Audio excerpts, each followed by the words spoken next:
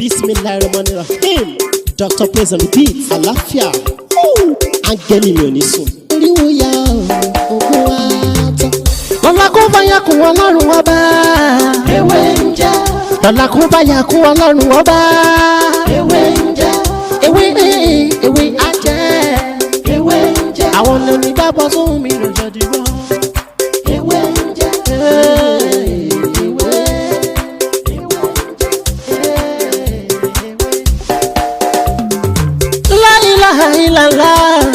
Alawalu, alakiru, asohiru, abatinu, Ọlọ́run ọba. Ìwọ ló pamọ́, ìwọ ló fara jáde. Aláràgbà yìí dàníyàn, ara tó wù ọ́ dáadáa ló dẹ̀ ń dá. Èyí tó ní káwa máa fẹ́ wé dá ládẹ̀ fi dá. Ìwọ ṣàlò ní kọ́kọ́rọ́ gbogbo ẹ̀mí nìyẹn. Fásikúrò ni wọ́n síkúrò ni wọ́n nínú ìsìnkú. Fàyà kùn rẹ̀ la fi ń ṣe tiwa. Ewé jẹ́ òbẹ̀ èyí tó dá fún wa ládẹ̀ gbójúlé, èyí tó ní ká ló ládẹ̀ ń lò. Ọba ńlá ń dákun máa jẹ́ ká ṣiṣẹ́, ọba tó rí gbogbo ẹ̀dá ta ò rí. Ìwọ lọ́ba tá ń gbàṣẹ lọ́dọ̀ rẹ̀. À ń bẹ̀ ọ́, à ń bẹ̀ ọ́, à ń bẹ̀ ọ́ gbóhùn wa. Torí lọ́la kó bá yà kún Ọlọ́run ọba. Ewé ń jẹ́.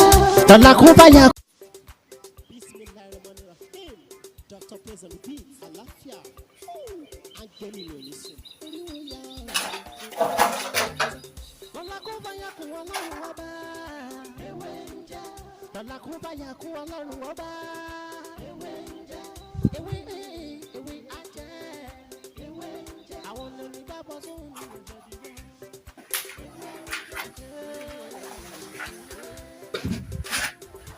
Mo kí gbogbo wa lọ́lọ́kọ̀ òjọ̀kan, mo kí ọkùnrin wa, mo kí obìnrin, mo kí ọmọdé, bẹ́ẹ̀ ni mo kí ẹ̀yin àgbàlagbà tẹ́ ní àǹfààní tẹ́ ń wò mí ní òní.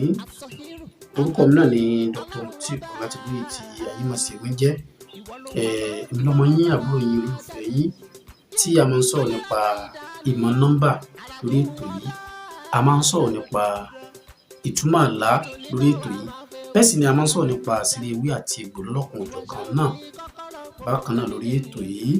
Ẹ má wá gbàgbé láti subscribe sórí ètò yìí kí lè kó mọ fún wa ní ọ̀pọ̀lọpọ̀ àǹfààní ìyẹn lórí àwọn nǹkan míì tí a ti ṣe àti àwọn nǹkan míì tí a ti ṣe lọ́lọ́kan òjọ̀kan, torí pé èyí tí a ti ṣe ó pọ̀ ju èyí tí a ti ṣe lọ. Ẹ má jẹ́ ká gbàgbé láti ṣe àwọn prógrámù yìí fún àwọn tí wọ́n bá tún nídìí ẹ̀.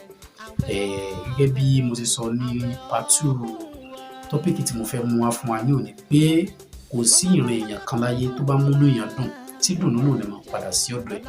Tó bá sì jẹ́ nìkan tó yẹ pé òun bánú èèyàn jẹ́, kò sí bí ìbànújẹ́ náà sì lè máa padà sí ọ̀dọ̀ ẹ̀. Tí a bá ṣe prógámù yìí fún àwọn tó bá tún nídìí ẹ̀, ìdùnnú náà tó máa jẹ́ fún wọn.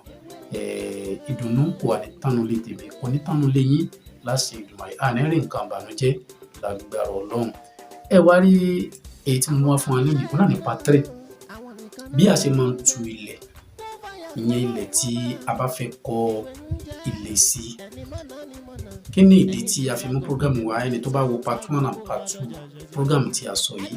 Àtọ́tù arére ìròyìn ayọ̀kọ́ mo mọ́sẹ̀ ti gbọ̀n yín o. Ẹ tẹ́tí ìbọ̀dẹ̀ jẹ́ kí n máa bá mi ká lọ. Mi ò pẹ́ méjì, èmi náà ni Pastor Brain. Gẹ́gẹ́ bí ẹ ṣe mọ̀ pé mi ò mú ròyìn ìbànújẹ́ wá fún yín, àfi ròyìn ayọ̀. Ẹ wo iléeṣẹ́ kan pàtàkì tí a mọ̀ sí Ewéjẹ́ Ben Nigeria Limited. Wọ́n ti ṣàgbékalẹ̀ ọṣẹ ìyọ́nú àwọn àgbà, ọṣẹ ìyọ́nú àwọn àgbà, ọṣẹ ìyọ́nú àwọn àgbà.